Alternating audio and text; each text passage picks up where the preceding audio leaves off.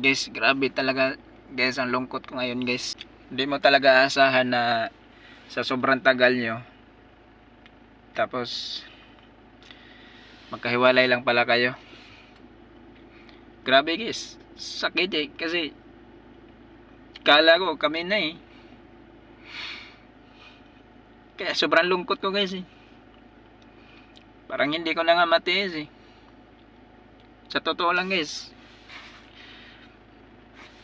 grabe, sikip ng dibdib ko guys eh. Halos hindi ako makapagsalita. I-share ko lang talaga to sa inyo para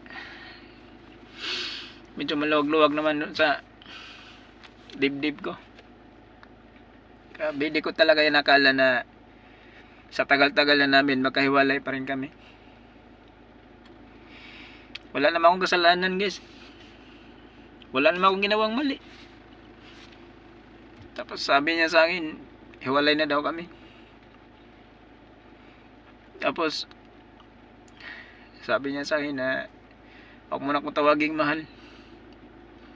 O nga, ito na nga, hindi na kita tatawaging mahal. Ito na, hindi kita mahal. Iba na alawi, hindi na kita mahal.